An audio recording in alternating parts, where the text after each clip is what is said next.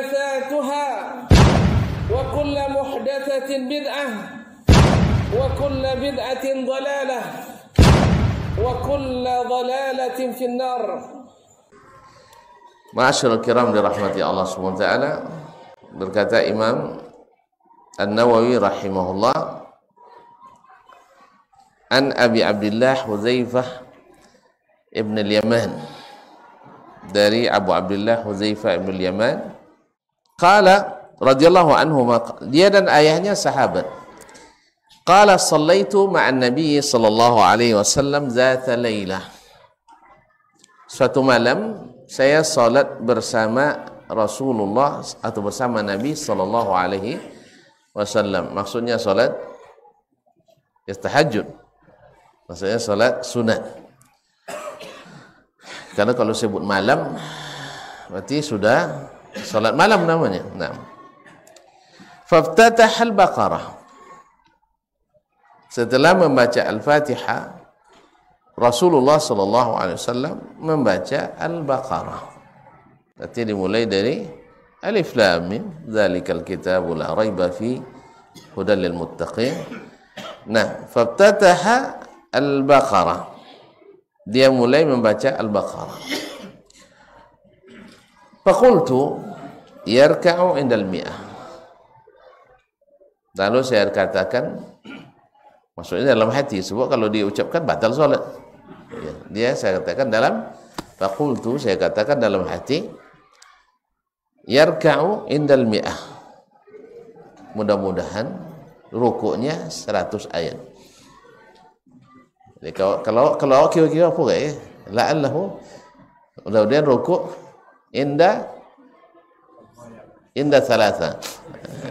Iya, rukuk di ayat ketiga.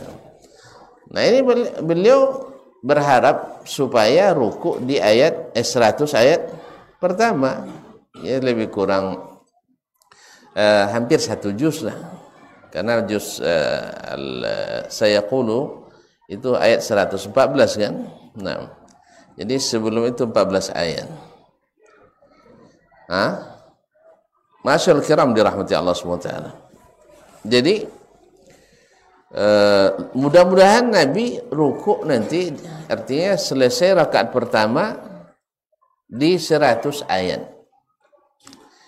Thumma madha, dah sampai 100 ternyata Nabi tidak rukuk, beliau terus melanjutkan. Faqultu yusalli biha fi rak'ah, barangkali dia membaca surah Al-Baqarah 1 rakaat. Famadha, maka terus Nabi membaca. Faqultu yarka'u biha, mudah-mudahan selesai di akhir surat, insyaallah dia rukuk. Thumma iftataha an-nisa, ternyata selesai fansurna 'alal qaumil kafirin. Langsung lagi pada ya ayyuhan nasu taqu rabbakumul ladzi khalaqakum min nafsin wahidah. Anda ahlunnya rupanya lagi. Jadi tadi faqara'aha, dia terus membaca. Tsumma iftataha ala Imran, selesai An-Nisa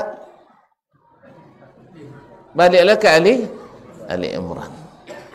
Subhanallah, kalau digabung ketiga surat ini sekitar 500 ayat. 500 ayat.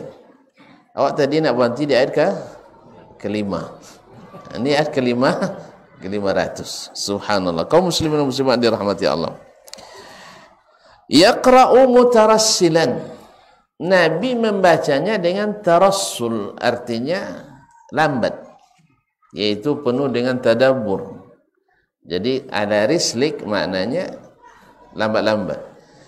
Jadi kalimat rasala maknanya adalah beransur-ansur. Maka Rasul yang diutus itu menyampaikan beransur-ansur. Ketika ada 2 sahabat di malam hari ketika Nabi i'tikaf, lalu dijenguk oleh Safiyah bintu Huyai, salah seorang istri Nabi sallallahu alaihi wasallam radhiyallahu anha. Ketika Nabi melepas dia di pintu di malam hari, tiba-tiba lewat 2 orang Ansar. Melihat Nabi bersama perempuan, mereka berjalan cepat, takut mengganggu Rasulullah sallallahu alaihi wasallam. Nah, Nabi alaihi wasallam memanggilnya ala rislikuma. Ala rislikuma. Jangan tergesa-gesa. Jadi makna mutarassilan yakni mutarayyisan, yaitu membacanya lambat. Au mutarattilan, yaitu dengan tartil. Idza marra bi ayatin fiha tasbihun sabbah. Bila beliau membaca ayat atau melewati ayat yang mengandung tasbih, beliau bertasbih. Wa idza marra bi su'alin sa'al. Apabila ada ayat isinya permintaan, maka beliau meminta. Subhanallah. Kaum muslimin dan muslimat rahmati Allah. Wa idza marra bi ta'awuzin ta'awuz. Bila ada ayat ta'awuz, minta perlindungan kepada Allah, beliau pun meminta perlindungan kepada Allah. Berarti dengan tadabbur. Dia membaca dengan tadabbur. Kalau tidak tahu dia ini ayat permintaan, ini ayat tasbih, ini ayat ini. Thumma raka'a. Kemudian beliau rukuk, faja'ala yaqul, lalu mengucapkan dalam rukuknya subhana rabbiyal azimi. Subhana rabbiyal azimi. Naam. Fakana ruku'u nahwan min qiyamihi. Rukuknya hampir sama lamanya dengan berdiri tadi. Subhanallah. Ini obat sakit pinggang tuh. Betul inilah. Lama rukuk itu obat sakit pinggang. Tidak percaya, cobalah. Rukuk baca sampai 500 ayat gitu. Ya sebanding dengan membaca 500 ayat rukuk. Ada yang mencoba. Tetapi niatnya tidak usah pakai untuk obat sakit pinggang.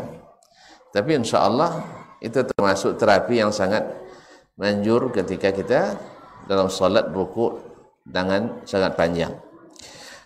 Taib. Wa fakana ruku'u nahwan min qiyamihi. Rukuknya sama atau hampir sama dengan berdiri tadi. Yaitu berdiri membaca surah Al-Baqarah, surat An-Nisa dan surah Ali Imran. Nah, selama itu pula dia rukuk. Apa yang dibacanya tadi?